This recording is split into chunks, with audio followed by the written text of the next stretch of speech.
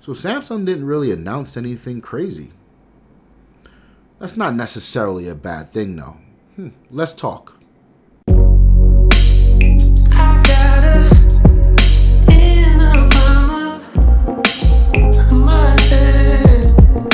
What is the deal, beautiful people? Welcome to Lifestyles Defined. My name is Ramon. Let's talk about the Galaxy S9 and the S9 Plus. So yeah, I don't know. Samsung can't keep secrets to save their life. I guess they never have, to be honest with you. I don't even know if they're trying. But we've seen every conceivable leak for this phone. We knew what processor it had. We saw the designs. We knew about the low light capability in the camera. We had rumors of the variable aperture in the camera as well, and the super slow motion mode. All of these things we knew leading up to the actual event. And you know, I had a conversation a while back about this. These leaks and these rumors, they sort of kill the buzz. They kill the excitement before the phones are even announced in properly fashion on stage. And one more thing, you know, we know everything about it.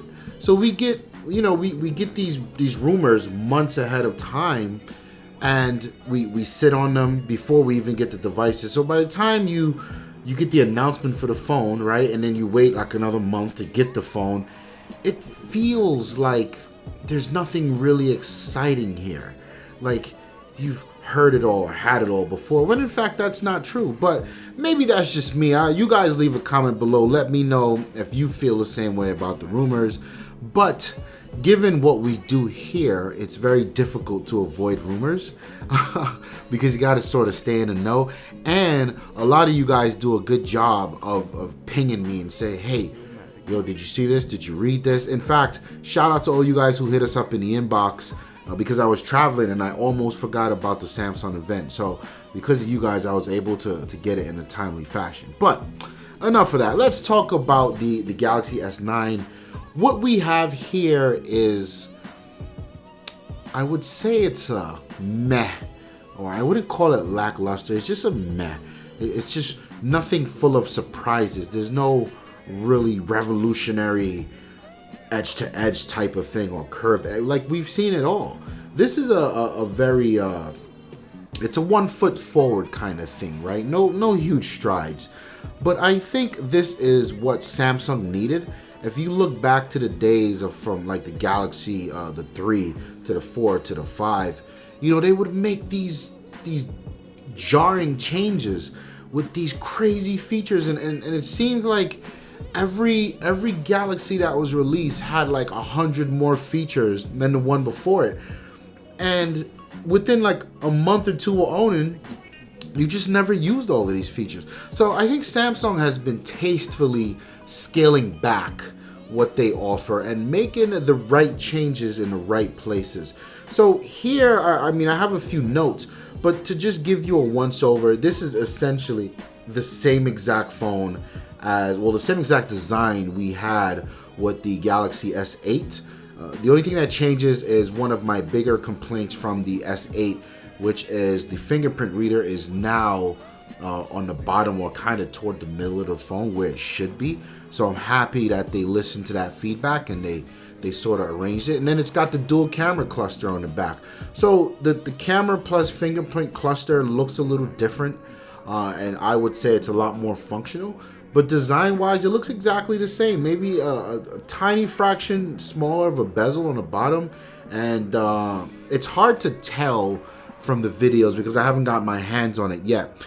But from all the previews and the hands-ons that I've been watching, everyone's saying the edge where the display and the chassis of the phone meet is a little more refined. So I mean, you know, whatever. That doesn't bother me. I think the S8 was beautiful, and I think the S9 is beautiful. So the things I want to talk about here are the key improvements, and I really want to give a round of applause for Samsung to this. So the first is also one of my complaints. I spoke about the fingerprint reader, but to me it drove me crazy that the Galaxy S8 did not use the speaker grill at the top of the phone as an additional speaker. Now, I don't care if the main speaker on the bottom sucks, and it does, right? It's not the best and it's not the worst, certainly, but it's nothing mind-blowing. There's a whole other speaker up there that they could have used to just give it some, give it some oomph, and that's what they did here with the S9. So it now has dual speaker support, right? You've got the speaker grill on the bottom, and you got the earpiece at the top, and I think that's a pretty cool win. And it is tuned by AKG because Samsung bought AKG, hence why you get these headphones in the box for free. And they do support Dolby ATMOS. I don't know if you guys want to hear my voice in Dolby ATMOS, have at it. I don't think it's that big of a deal versus having the regular dual speakers, but whatever. The more the better. The second thing about the Galaxy that I really like was the camera, the decisions that they made here with the camera. This is a first. So they've got this variable aperture, and for those of you who are not into photography, your aperture is pretty much it's those blades that kind of open and close, and they work kind of like your iris in your eye, right? So if there's a lot of light, the iris in your eye sort of closes down to minimize the amount of light that lets in, so you're not squinting. And if there's not enough light, the iris in your eye opens up super wide to gather more light, so you can absorb more information. This is the exact same thing with aperture. So Samsung is shooting at a 2.8. From a 2.8, and then there's a 1.5. Wow. I mean, and this is a physical aperture. You can see this thing changing. I think that's super dope. What is the point of it? Well, I've always complained about the apertures on smartphones because they're always constantly wide open.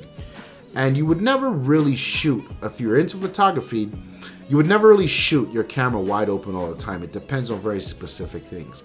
So as I got more into photography, I sort of backed away from mobile photography for this very same reason.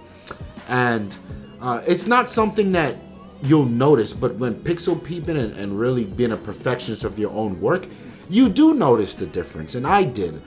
So I think it's super dope that Samsung is sort of attacking a photography nerdy piece or a photography nerdy point, and they're making it a feature on this guy. And yeah, I mean, if you shoot at the 2.5 or the 2.4 or 2.8, whatever it is, if you shoot at that aperture, you'll notice there's a lot more in frame, a lot more in focus, a lot more sharp. But then when you go down to, or you go down to the 1.5, which I think is the only camera on the market that does 1.5. I think there was a 1.6 out there somewhere. That's solely to letting more light, and you get these amazing low light images and whatnot. So I think that's dope. I like what this is. It reminds me of what Nokia did when they had the Lumia 1020. What I would like to see from Samsung going forward, and I would like to see the rest of the industry follow suit. I want to see different aperture, physical aperture ratings, right?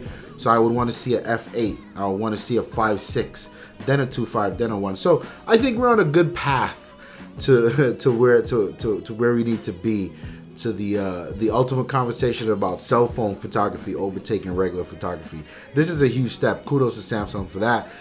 There's the 960 frames per second slow motion video. I mean, that stuff's dope. Sony, we know, started that, and it's great to see Samsung here with it. So for you video people, there's a lot there. I like the AR-emoji thing that is going on here, and at first glance you could say they're sort of ripping Apple off.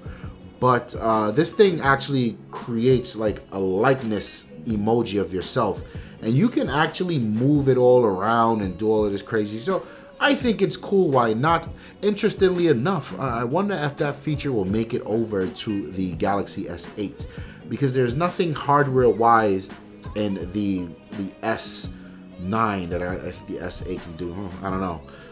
And then there's the better facial recognition. So they found a way to make the facial recognition a little more secure, but not as super secure and slow as the iris scanner. I think it's sort of in between now. So that's dope because I use that a lot. And then there's the basic cleanup, right? You get the new Snapdragon 825, 824. What the hell is that new Snapdragon?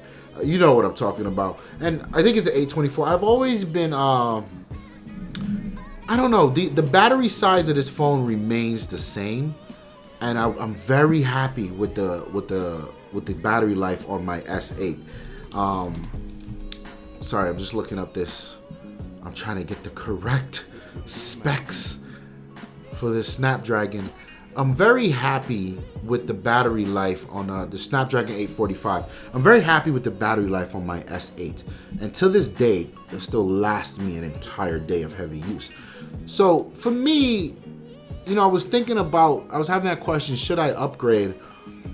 I did a lot of research back when Snapdragon outed the 845 and what it meant for efficiency and all that stuff.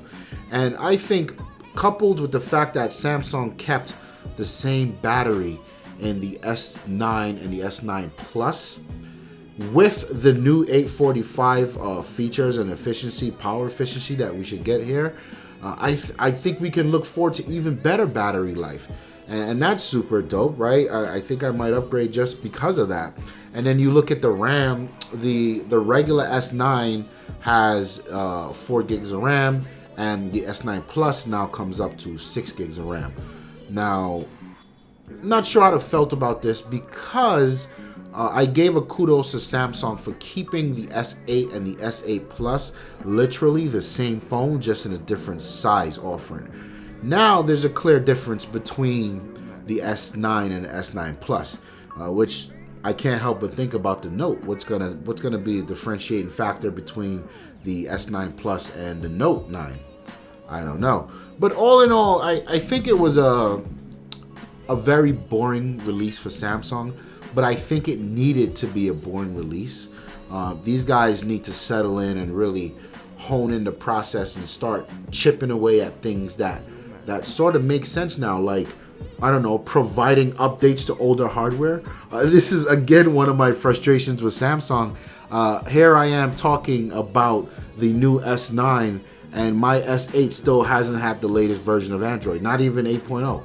Like, that's super frustrating to me, right? And that continues to be the trend here. And it's sort of, you know, it sucks to say, if you want that new Android, buy that new Samsung phone. Damn it, man, kind of pushed me towards a Pixel, but I don't know. I like what I saw here. It was just more of the same, but tastefully so.